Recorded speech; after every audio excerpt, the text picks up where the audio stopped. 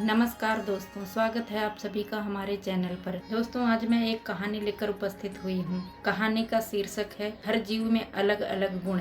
दोस्तों, सुबह हुई, मुर्गे ने बांग लगाई। तनिष्क की आंखें खुली, वह बिस्तर से उठ बैठा और दौड़ता हुआ अपने मम्मी के पास जा पहुंचा। तनिष्क ने मम्मी से पूछा, यह मुर्गा रोज इसी समय बांग क्यों देता है? तुम्हें जगाने के लिए, वरना तुम जल्दी कहाँ उठने वाले हो? मम्मी ने तनिष्क के सिर पर हाथ फेरते हुए जवाब दिया, तभी तो इसे ठीक समय देने वाली घड़ी भी कहा जाता है ना मम्मी? तनिष्क बोला। हाँ बेटा, मम्मी का संक्षिप्त उत्तर था। गांव के उस सुरमय वातावरण में तनिष्क का हर एक दिन नए जोश व उमंग से भरा हुआ रहता था। वह खुशी खुशी अपनी दिनचर्या पूरी करता था। उसे मम्मी पापा के अलावा दादा दादी का भी साथ मिल रहा था। कुछ ही देर बाद तनिष्क शीतल मंद और सुगंधित हवा का आनंद लेने के लिए घर की छत पर गया। वहाँ का मोहक दृश्य देखा तो मन खुशी से झूम उठा। दरअसल काफी देर से एक मोर अपने पंख को फैलाए हुए मस्ती में नाच रहा था। तनिष्क उसे अपलक निहारने लगा। तभी मम्मी ने आवाज लगाई, तनिष्क बेटा, पंछियों के खाने के लिए छत पर दाने डाल दो। हाँ मम्मी, अभी आया, कहता हुआ वह नीचे कमरे में मम्मी के पास पहुंचा और एक कटोरे में मक्का, गेहूं, बाजरा और चने के दाने भर लाया। उसने ये दाने छत पर बिखेर दिए। मोर ने कुछ दाने खाए और उड़ गया, लेकिन तनिष्क की आंखों के सामने मोर की वही मोहक मुद्रा घूम रही थी। इसी बीच दादाजी ने तनिष्क को पुकारा, तनिष्क बेटे, क्या घूमने के लिए नहीं चलना है? चल रहा हूँ दादाजी, तनिष्क ने जवाब दिया। तनिष्क छत से नीचे आया और सैर के लिए दादाजी के साथ चल पड़ा। ज्यों ही वे दोनों घर के बाहर निकले, टॉमी भी अपनी पूंछ हिलाता हुआ उनके पीछे पीछे चल पड़ा। टॉमी को ऐसा करते देख दादाजी से बिना बोले रहा नहीं गया। उन्होंने तनिष्क से कहा, देखो तो यह मूक प्राणी भी हमसे कितना प्यार करता है, कितना लगाव है इसे हमसे। और हाँ, इसकी काफी वफादारी के किस्से तो दुनिया भर में मशहूर ही हैं। तभी तो इसे सजग प्रहरी कहा जाता है। हाँ दादाजी, तनिष्क हामी भरते हुए बोला। फिर दोनों तेज कदमों से आगे बढ़ने लगे। अभी वे कुछ ही दूर चले थे कि एक पेड़ पर बैठी कोयल कूकू करती हुई मीठा मीठा गीत गा रही थी।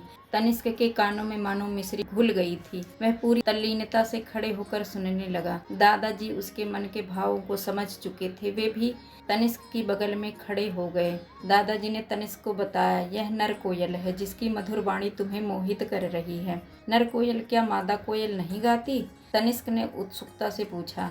नहीं, मादा कोयल नहीं गाती। और सुनो, कोयल बहुत ही चालाक होती है। यह कभी जमीन पर नहीं उतरती, सिर्फ पेड़ पर ही निवास करती है। वाह दादाजी वाह, ईश्वर की भी कैसी लीला। तनिष्क ने मुस्कुराते हुए दादाजी की तरफ देखा। एक पेड़ के नीचे कुछ पौधों पर भौरे मंडरा रहे थे। तनिष्क से रहा नहीं गया। तनिष्क बोला, ये भौरे इन पौधों पर क्यों मंडरा रहे हैं दादाजी? ये फूलों पर मंडरा रहे हैं। परागण की क्रिया करते हैं, तभी तो पौधे से फल मिलते हैं। दादाजी ने तनिष्क की जिज्ञासा शांत की। समझ गया दादाजी, तनिष्क ने कहा। इसी बीच तनिष्क को भेड़ों का एक झुंड आता हुआ दिखाई दिया। भेड़ें धीरे धीरे अपने मस्ती में चल रही थी। चरवाहा अपने कंधे पर लाठी रखे हुए भेड़ों के साथ साथ ही चल रहा था। तनिष्क के मन में एक नया विचार आया।